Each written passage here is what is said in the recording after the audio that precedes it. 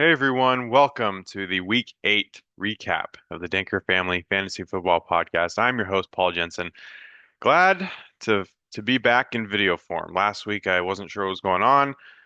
Couldn't tell if it was something on my end, if it was something on Zoom or anything like that, but glad that you can finally see my face again. And yeah, I know my background kind of looks similar to the old place. Believe me, it is a little bit bigger, that's for sure. And this might not be my background much longer. I got my desk set up here in the living room right now, but I'm most likely going to be moving it to a different room in the apartment. So definitely looking forward to living in this new place and testing things out. But enough about me and my personal life. Let's dive right into what was going on in week 8 for our fantasy football league. I'm gonna go ahead and share my screen now. And let's get started. So, just as a quick look at the standings after what happened in week 8, we have two people tied atop the league with Kerry and John.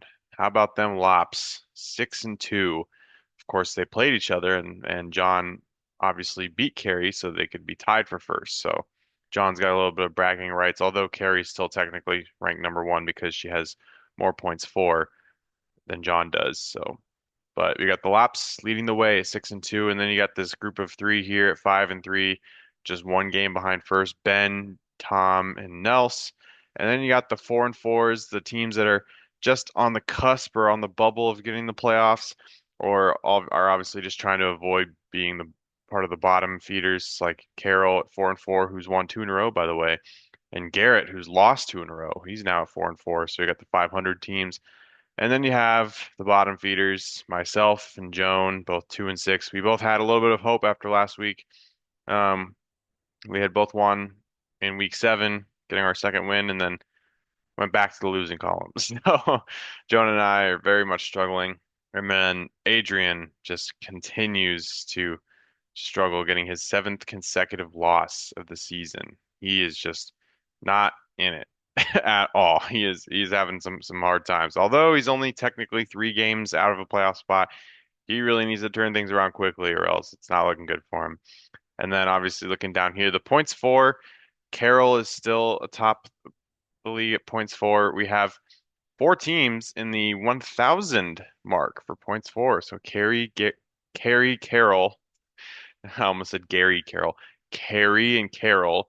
Then we have John and Ben who have hit the 1,000 point mark. Then Tom, Joan, Nels, and Garrett all in the 900s, and then down here in the 800s, still haven't even hit 900 yet. Myself and Adrian, the two of the worst teams in the league.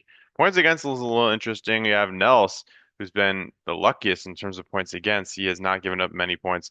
John Lopp up there, and Carey obviously being the top two in points, or two of the top four in points for. Also, obviously, also two in the top three in points against. And then I'm up there somehow fourth in points for, yet I'm near the last place. So I think it's just my team sucks. That's basically what it boils down to. Carroll middle of the pack there, and then more unlucky teams in terms of how their opponents do.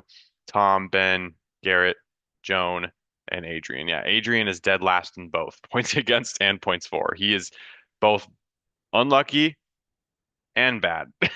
So yeah, just not a good time for Adrian. Sorry to bash on you so much. And I actually do feel bad a little bit because this was, you know, you never want to believe me, someone from the bottom from last year. You never like dealing with this, especially coming off of a playoff season where I believe Adrian, yeah, he finished second place. So yeah, it's tough. And then we also had some trades that went on ever since the last podcast came out. We had a trade between Nels and Garrett. Also, when I say Garrett, obviously Garrett slash Theo, because technically Theo is playing as well. So Nels traded DK Metcalf and Raheem Mostert. No, sorry, other way around. Garrett slash Theo traded DK Metcalf and Raheem Mostert to Nels for Marvin Harrison Jr., Josh Jacobs, and Devontae Smith. So a little bit of an interesting trade there. Nels really needed a key, like a top tier receiver for his team. Marvin Harrison Jr. up until last weekend hadn't really been playing well, so we figured maybe just give up on him. Nels had a lot of running back depth, so he was okay. It was okay for him to trade away Josh Jacobs, even though he had a really good week last weekend. And then th this one surprised me a little bit. Devontae Smith kind of got rid of Dad's receiver depth, but I guess the logic there was he's not a top receiver, like he's not receiver one in Philly's depth chart. Although it could be at any moment if AJ Brown gets hurt again. But we'll see how that trade works out for both sides. Seemed to be helpful for both of them, honestly. I mean, obviously DK didn't play last week, but just moving forward, it really helps Nelson's starting receiver lineup, and then it helped Garrett. Um, not fully, but you'll see how well these three did when we go over the matchups. But and then we have John Lopp making a trade with Joan. John Lopp traded away Terry McLaurin, Scary Terry, and Zach Moss for Deebo Samuel. So I guess Terry McLaurin wasn't, even though he had been on a tear, Terry, um, wasn't enough of a reason to keep him. So John really wanted to go with Deebo Samuel instead, someone whose ceiling is a little bit higher than Terry's, who is a little bit of a more, I mean, I guess technically a more reliable throw at the quarterback that throws the ball to him, but Jayden Daniels has been the second best quarterback in fantasy this year, so I mean, I don't know. But and then Zach Moss is a little interesting too. I mean, that kind of helps mom a little bit for her running back depth. And then we also had one trade that happened on Monday, yesterday. So also I'm recording this on a Tuesday, so anything that happens Wednesday, like for waivers and stuff, not gonna be on this video. Even though this video is gonna be coming out most likely on Wednesday. So Garrett traded Amari Cooper to Ben for Xavier Worthy. So a little bit of a weird one for one wide receiver swap. Guess they have their reasons. I mean, obviously Garrett has a little bit more receiver depth now that he has Harrison Jr. and Devontae Smith. Maybe he felt there was no need for Cooper. Obviously Ben felt he didn't need Worthy, who's I guess still it's still kind of up in the air. Who's wide receiver one for the Chiefs? Is it Xavier Worthy? Is it DeAndre Hopkins? Who knows? But a little bit of an interesting move for both teams. So, but those were all the trades that went on last week, and now we will head into the matchups. So, looking at the first matchup, obviously it was Carol versus myself. Carol leading the way with her fourth win, her second consecutive win, and for me, after winning last week, or I guess, well, I don't know, last week, winning in week 7, I get another loss in week 8. So Carol leads the way with a three-headed monster. She had Jalen Hurts, who had an absolute monster game against the Bengals, 35 points. George Kittle, who's easily been the best tight end in I wouldn't say easily, but up there with Brock Bowers as well. But George Kittle has been the best tight end in fantasy football this year. He got another monster performance on Sunday night that really broke my heart because I was up going into Sunday night, but George Kittle just had to go off on National Tight End Day. And then James Cook too. I mean, he had quite a game against Seattle. So that three-headed monster really led the way for Carol, and she won despite the lack of production at her for her top two receivers, St. Brown and Lockett, and her top two running backs, Derrick Henry and Kareem Hunt. Now they both got double digits, but they were both underneath what their projections were. So a little bit of down games for Kareem Hunt and Derrick Henry, but it didn't matter because all it took was the three monster performances from Hurts, Kittle, and Cook. And also, she had the highest scoring bench of anyone this week too, with 89 points on her bench. She had the young receivers, Keon Coleman, Khalil Shakir, Lad McConkey. They all performed really well. Even Mark Andrews with basically 15 points on her bench. So Carroll's bench was pretty dominant too, if even though it doesn't really matter. But hey, it's just something to note. Um, Now, one thing moving forward for Carroll is that, Shakir and Coleman have been heating up recently, whereas McConkey's kind of a boomer bust kind of player. I would think she would make the switch at wide receiver too. I don't think Lockett's going to be a solid, play anymore now that DK Metcalf might be coming back. And even with Tyler Lockett as wide receiver 2 in Seattle, didn't really do much against Buffalo. So, and I don't know if that's more of a credit to Buffalo's defense or if it's just a scheming thing. If Tyler Lockett just doesn't have it anymore, I mean, if I were if it were me personally, I would go with one of the Bills receivers because they've just been a little bit more reliable of late than Tyler Lockett and Lad McConkey. I think he's more matchup based. Cleveland secondary is a little bit tough, so I wouldn't really trust Lad next week. But that again, that's just my personal opinion. And then everyone, I'm telling you right now, Jalen Hurts, he is heating up. He had a little bit of a slow start to the season, but last couple of weeks, Jalen Hurts has been performing really well. And right now, I believe he's number three in terms of fantasy quarterback rankings, right behind Lamar Jackson and Jaden Daniels. So Jalen Hurts, watch out. If you're playing Carroll and she's got the number one running back too on her team and the number one tight end, Carroll's got a pretty interesting team. She might want to run. Just saying.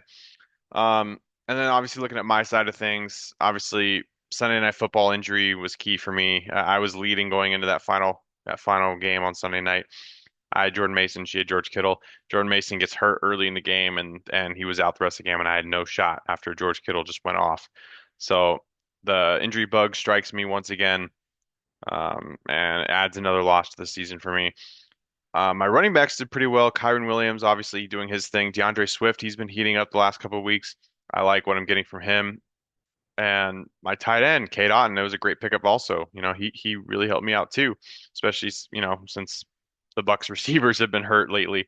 But other than that, everyone else just completely disappoints, right? CJ Stroud once again having a down game. He's been kind of a disappointment this year, and I'm not really sure if I need to continue with him or if I need to pick someone else off waiver wire. I don't have a backup quarterback at the moment, so may need to look at the waiver wire, see who's available. It might be more of a matchup thing for moving forward, unless he has a good matchup ahead. I don't know. I mean, he's playing the Jets on Thursday night in a short week on the road, so I don't really like that, especially how bad he's been playing lately, and he doesn't even have Diggs or Collins anymore, so it's hard to trust CJ Stroud for at least for the time being.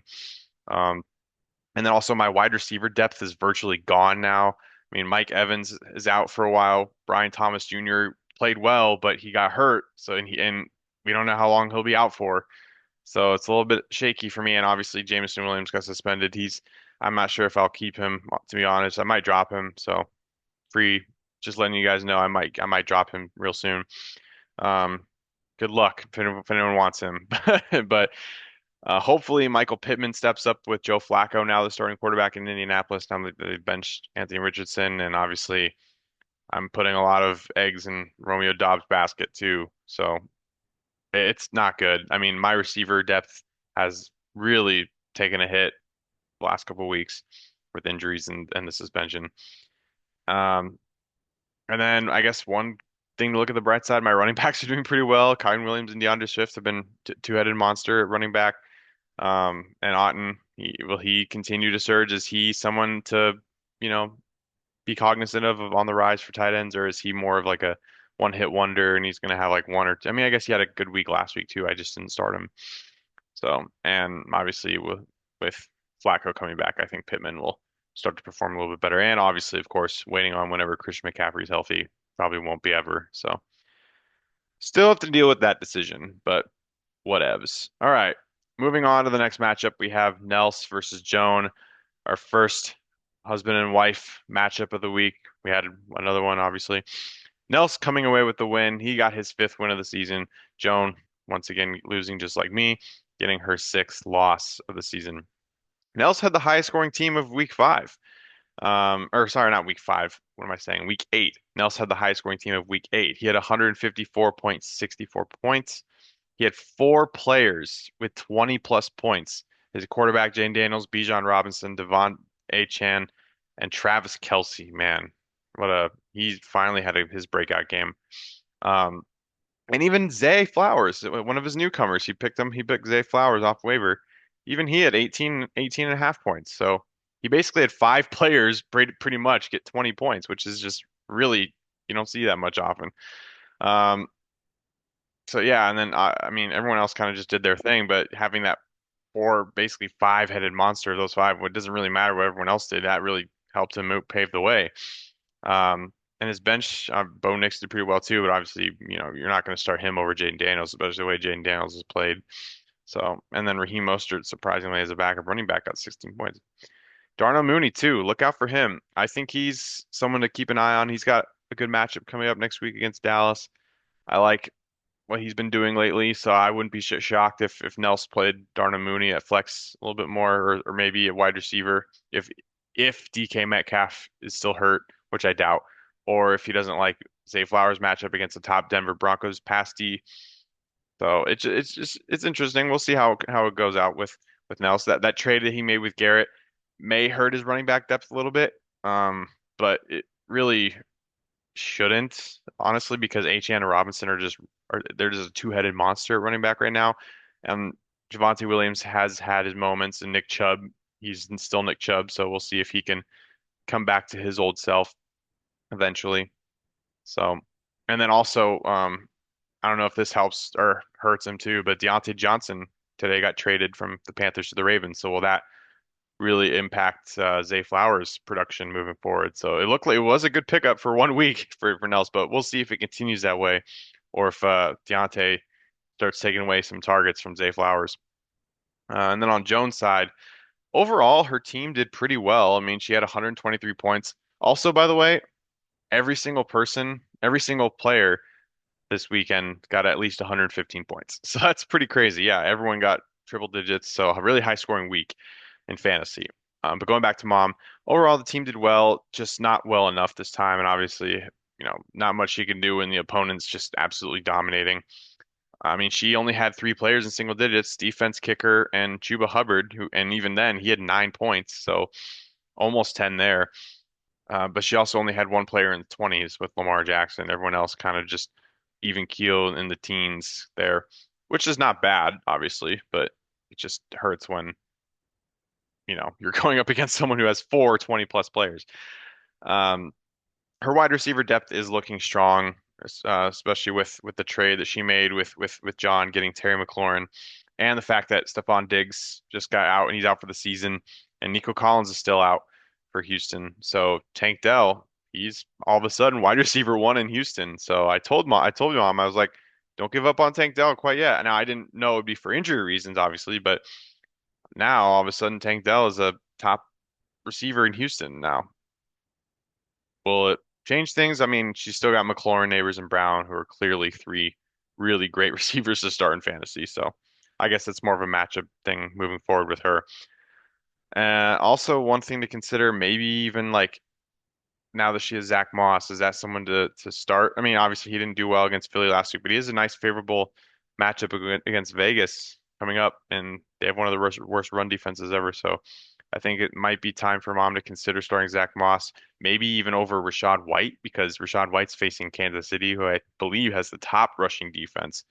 That might be crazy for me to say, especially after he had such a good performance against Atlanta. But a lot of these matchup, a lot of these players are very matchup based, and I think it does make a difference when a solid running back goes against a top tier run defense. So I would just consider that if I were mom. And also, um, with Brian Thomas and Christian Kirk out for Jacksonville, does that boost Evan Ingram's value? You know, I think that bodes well for Evan Ingram moving forward just a little bit. So I think that's a good sign for Jones' team as well. Moving forward to the third matchup of the week, Adrian versus Tom. Now, Adrian obviously suffering his seventh straight loss and brutal fashion too, and it's only a 4 point loss. You were that close. You just one decision. And obviously, looking at it, his team did pretty well. He only had two players in single digits, one of them being his defense, Falcons, and the other being Jalen Waddle. But come on, man. You got Puka Nacua returned from injury and he's on your bench. What are you doing, Adrian? What are you doing? 18 points left on your bench. If you just replace him with Waddle, or even, nah, I guess not flex, but if you just replace him with Waddle, that's it. That's what you do. But man, I mean, I guess he either didn't trust his health, his snap count. I don't know exactly what the reasoning was there, but oh well, it cost you. And also now Stephon Diggs is out for the season, so just add insult to injury, or I guess injury to insult in this case. Um, yeah, Stephon Diggs is out for the season, so your receiver, just as you get one back, one goes away. So yeah, you got Nakua back, but Stephon Diggs is gone. So yeah, and then here's another thing. Adrian drafted Brandon Aubrey super early in the draft, and he picked up a different kicker. He picked up Harrison Butker, and he has two kickers on his roster. Really, Adrian? You're going to be that guy? You're going to be the guy to have two kickers on your team? I mean, you do you, man, but wow, that's something. And you're not even starting the guy you drafted so high. So I mean, and rightfully so, honestly. I mean, Butker had 10 points, Aubrey had six. I just think it's kind of funny. You have two kickers on your team. Um, the bright spot on your team, obviously Kyler Murray's been your best player. He's the only one who's been really getting in the 20s for you lately. And your running backs are pretty solid, especially when they're healthy, right? Jonathan Taylor, when he's healthy, he's pretty consistent. He's good. Tony Pollard's having a nice year. J.K. Dobbins too. He's had a pretty nice bounce back year from injury as well. Now, Laporta, he finally heated up this weekend. It was the National Tight End Day, all that. Will he start to heat up, or was last week just more of a blip on the radar? Because he hasn't really been doing well the rest of the season. So we'll see if last year was a jump for him, or last year, if last week was a jump for him, or if it was just something a one hit wonder kind of thing. For Tom's team, he finally put an end to that losing streak. Now, when I say finally, it was only a 2 game losing streak, but Tom was on a losing streak for the first time in a while, and he finally put an end to it with a tight win. He obviously won despite having fewer players in double digits than Adrian did. Adrian only had two. Tom had three. He had Adams, Chiefs defense, and Justin Tucker. So again, it's kicker defense and wide receiver one. Although he also had 9.5 points. Um, but yeah, I mean, but looking at the rest of the roster, I mean, obviously Joe Mixon was key there with 23 points and Josh Allen getting 19.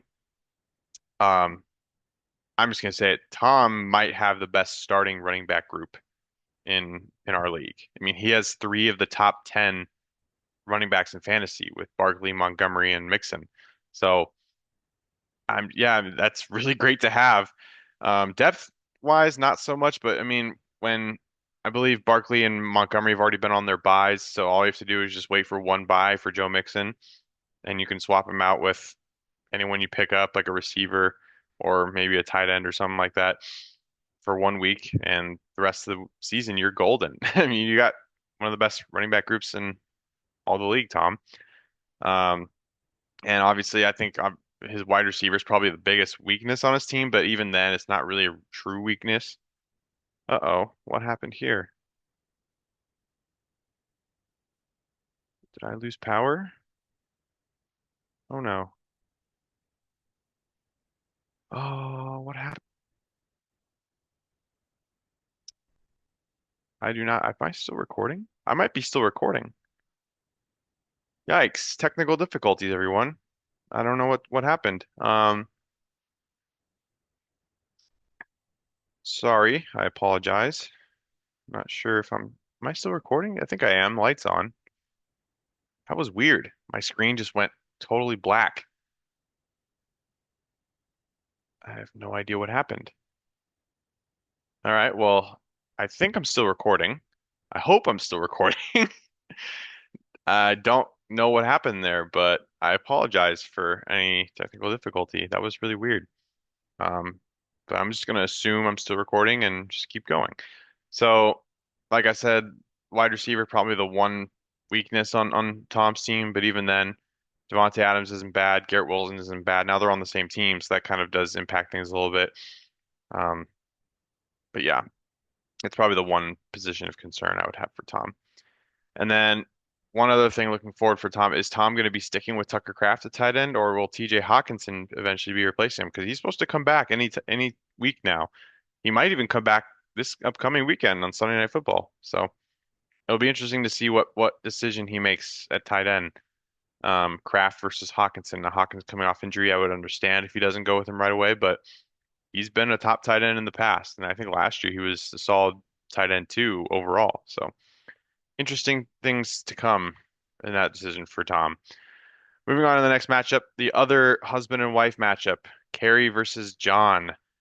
And John taking down Carrie just by the skin of his teeth. It was a battle that came to the end. In fact, Carrie had CeeDee Lamb and John had Deebo Samuel both playing on Sunday Night Football, and it came down to that final drive the Cowboys had. But Carrie just came up short and sadly lost by 4 points to her husband, John. She had three players in 20 plus, or technically one in 30 plus, two in 20 plus with Jahmyr Gibbs, Trey McBride, who's been incredible this year, and CeeDee Lamb, who basically he was the top scorer of all players, I believe. He almost had 40 points, but it just wasn't enough because she didn't really get much else from anyone else. Jordan Love, her quarterback, gets hurt, and obviously that made a huge impact. Kenneth Walker had a down game. Drake London, Jaden Reed, they had down games. And they had been really solid wide receiver producers this year. So definitely that definitely didn't help her at all. Jaden Reed's been struggling the last couple of weeks. I don't know if that's what if that's matchup based or whatnot. I mean, the Packers obviously do have a lot of weapons at Jordan Love slash Malik Willis's disposal, so he's not going to be the clear number one target share every single week. So it's kind of hard to trust Jaden Reed on a weekly basis. It could be more of a matchup thing for him moving forward. But maybe I would not be shocked if Kerry went with someone like DJ Moore next time or Brian Robinson Jr. or maybe even Chase Brown, honestly, because they've been playing pretty well too. And then obviously Kerry's, you know, some sad news. Christian Kirk is out for the season with a broken collarbone, but yeah, I don't think it should impact her too much considering she has three other good receivers and a fourth one that's probably supersede Christian Kirk on the depth chart. So it sucks for Christian, but um, I don't think it's going to impact Kerry too much. For John's team, he narrowly escapes the comeback that Kerry almost made, and now he is a share of first place with Kerry. He only had one player in single digits, and even then, it was by point 0.1 point. He was within point 0.1 point of his entire starting lineup being in double digits. So crazy. Uh, yeah, I mean, and Jamar Chase, his newcomer, led the way with 20 points. Um, and he added Deebo Samuel in that trade, and he did pretty well. And then defense and kicker getting double digits as well. I mean, Cooper Kupp, he came back. He's healthy. James Conner had a nice game. Sam Darnold even outscored his projections. So it's just overall good team win for John. Was able to do enough to defeat the behemoth in Kerry's team. Um, so yeah, and I think John just got to hope that Hall and Connor stay healthy because right now he really doesn't have any good running back depth. Now, if Jonathan Brooks, whenever he comes back, he might be someone of interest just to keep an eye on. And then Bucky Irving, if just in case, what's his face gets hurt, if Rashad White gets hurt or Ty Chandler's basically they're just a guy right now. I don't really see much value in him. But I'm not sure if might not be needed once Breece Hall and James Conner both get their buys out of the way because he's pretty much going to be using receiver at his flex position moving forward, especially when Nico Collins comes back healthy. And Cedric Tillman, he's a guy that to potentially look at for a flex play next week, especially with the 49ers on a bye and Collins out. So I wouldn't be shocked if and Cedric Tillman's been playing pretty well past couple weeks. So I would not be shocked at all if I see Cedric Tillman starting in John's lineup, um, at least for the short-term future. And then moving forward to the final matchup, Ben Danker versus Garrett slash Theo. This was the most lopsided victory of the weekend. Ben just running away with this one. He had a complete team effort that led him to a comfortable win. The only player he had in single digits was his kicker. Everyone else just did their part. Um, his whole starting lineup. You got Kyle Pitts at 25 points. What a weekend for tight. Obviously, National Tight End Day. All the tight ends did well. Great weekend for tight ends. Thank you guys. And then Ramondre Stevenson having a nice bounce back game with 20 points. But yeah, I mean, and Joe Burrow was his second worst player, and he had 12 points. I mean, that's pretty good when your quarterback is your second worst performer. So overall, though, his depth is starting to look really pretty amazing, honestly, especially since Najee Harris has been getting a lot better. Ramondre Stevenson, if he continues to play well, it's gonna make Travis Etienne either a guy you could trade or a good depth piece to have. And then T Higgins will come back from injury. Is he going to be someone you would replace Chris Olave with, or would he be someone you play at flex? Even Xavier. I mean, obviously he doesn't have Worthy anymore, but he traded for Cooper. So you got that option. Jacoby Myers and Cortland Sutton are two number one receivers on their team as well. So I think Ben's team is slowly becoming a powerhouse. He's just got to hope Joe Burrow gets a little bit more consistent, and I think the rest of his team is pretty damn good. So I actually um really like Ben's team a lot. I think he's got potential to be what probably end up being the best team at the end of the season, if especially if Carrie has some inconsistencies with her quarterback play, and if John for whatever reason has issues at running back or something like that. Um, Yeah, and for Garrett, just a tough luck matchup. having 115 points and being the worst performing team is kind of odd. You don't see that much often, but it happens. His new acquisitions led the way in scoring. Josh Jacobs had 25, Marvin Harrison Jr. had 23, and even Devontae Smith, his third highest scorer, was on his bench with 20 points. So yeah, all three of the new guys were the three best scorers for him. Didn't really get help from his wide receivers other than Marvin Harrison Jr. I mean, Tyreek Hill only got 13 into his return, and Amari Cooper only got one.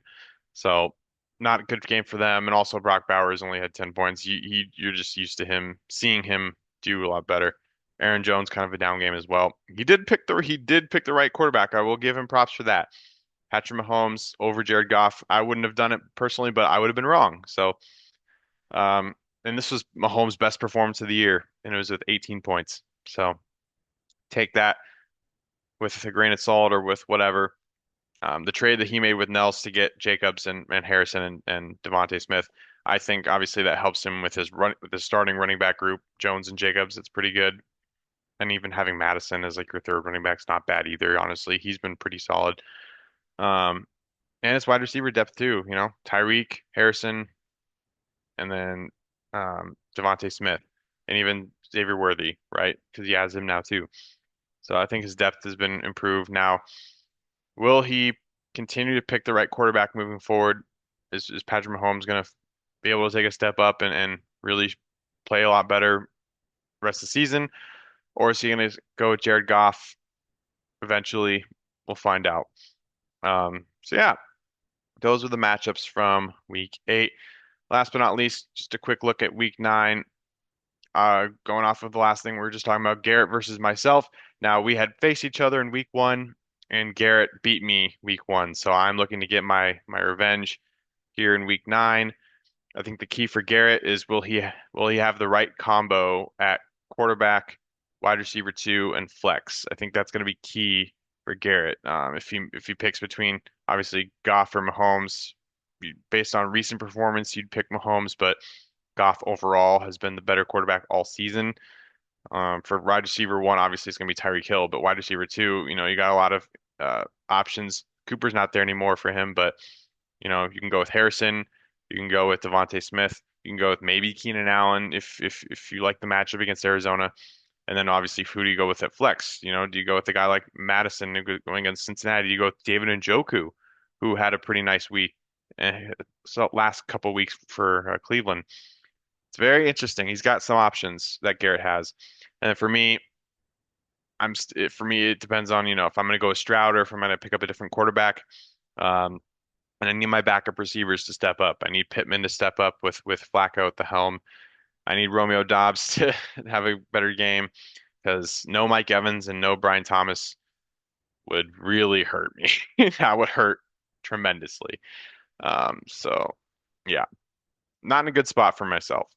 Looking at for Joan and Carol, we got a sibling rivalry here. They have not faced each other yet this year, so this will be their first matchup. For Joan, the key is whoever she picks for her running back 2, whether she goes with Zach Moss or Rashad White. I doubt she'll go with Justice Hill, so I'm just going to assume it's going to be either Moss or White. So I think that's going to be key for her as well. And will Lamar Jackson struggle against one of the top pass defenses in all football, Denver? Now Lamar Jackson's been the number 1 fantasy player in the league. Will facing Denver slow him down? Will he be able to pick them apart? It's gonna be interesting, and I think obviously she needs Lamar Jackson in order to have a chance to beat Carroll, who is starting to heat up a bit. And then for Carroll, obviously, will she make the right choice at wide receiver 2? Will she go McConkey, or will she go with one of the Bills receivers? Will she go with Coleman or Shakir in lieu of that wide receiver 2 spot? And also, will she miss George Kittle? Will having George Kittle out because George Kittle's on a bye, will Mark Andrews be able to step up, or will she miss Kittle for this week, and will that negatively impact her team? Nels versus Adrian. I believe these guys, yeah, they faced week 5, and Nels beat Adrian earlier this year. Now, so Adrian's trying to get. Also, first of all, Adrian's just trying to get a win, right? He's lost 7 in a row, but will for Dad, I think the key is his wide receivers. If he's going to start Darnell Mooney. Hopefully he turns out well, and will DK bounce back from injury and play well for Nels for his first start as a Nashville Packer fan player. And then um, for Adrian, obviously, I would say start Nakua, right? Nakua is definitely needed in your lineup if you want any chance to win. And also, who you go with at wide receiver too, if you're going to keep Waddle there, if you're going to pick up someone else, if you're going to try to give someone like Roma Dunze or Jerry Jeudy a shot. Um, and will Sam Laporta be able to continue his success from last week? Adrian's definitely going to need that. And obviously, he's still going to need his top tier guys to continue their success as well with Murray, Taylor, and Pollard. So he's going to need a lot of help, Adrian will, for sure. Another matchup from week 5, Ben versus Carrie. Ben got the best of Carrie in week 5, handing Carrie her first loss of the season. But this time might be different. It may come again like last week for Carrie. It may come down to the quarterback play. Joe Burrow's got a more favorable matchup than Jordan Love does. Will Carrie even play Jordan Love if he's hurt? Will she go with Trevor Lawrence, who had a pretty nice week last week, or will she try to find a different quarterback? Who knows? We'll see how it goes. And then also for Ben, whoever he goes with at wide receiver 2, I think, because Chris Olave had a good week last week. Now he's going against Carolina. I also wouldn't be shocked if he went with someone like Jacoby Myers or Cortland Sutton or even T. Higgins if he's healthy. So I think that wide receiver 2 and flex play will be necessary for Ben in order to beat Carey. And then for Carey, like I said, we'll love be able to do enough if he's the one that she plays at quarterback. And will Jaden Reed get off the struggle bus? Will Drake London bounce back? Will Kenneth Walker bounce back? Because she has a good overall starting lineup and even a good depth too. It's just for her, is it picking the right guys in the starting lineup? Because it's a tough decision when you got a lot of good options. It really is. So that'll be one of the most interesting matchups. We got a third place team versus the first place team. So if Ben wins, they're both 6-3 and they're both near the top. And obviously, if that paired with a John Lopp loss would propel Ben to first place. So definitely interesting there. And then final matchup, John versus Tom. These guys face week 1, and Tom got the best of John in week 1. So John looking to get his revenge. Key for John, can his wide receivers overcome Tom's quarterback and running backs? So I think, yeah, obviously John's got the better receivers in my opinion with Kupp and Chase, and then Tom's got the better running backs and the better quarterback. It's just that simple. Will Cooper Kupp and Jamar Chase be able to have monster games that will overpower the consistency that you get from Tom's best performers? And then for Tom, will that Jamar Chase come back to bite him, right? Because he's facing him now. He had him 2 weeks ago. He traded him to John. Now he has Adams and Wilson. Jets kind of been struggling. I know that Adams and Wilson both had solid, fine games last week, but it's going to be interesting when you have two receivers, your two starting receivers are both on the same team. It's tough. It's tough to gauge there. Now, will his running backs and quarterback play overcome that? Very possible, but it'll be interesting. And also who he goes with at tight end too, if he decides to go with Hawkinson or Tucker Kraft. So, all right. Well, we have reached the end of the video. Hopefully, this was still recording after that little weird glitch happened. Still not sure exactly what went down, but if you are still watching, thank you for making it all the way to the end of the video. I really do appreciate it. Wish you guys all the best of luck in week 9. And yeah, I look forward to doing this again next week. So have a good night, everyone. Goodbye.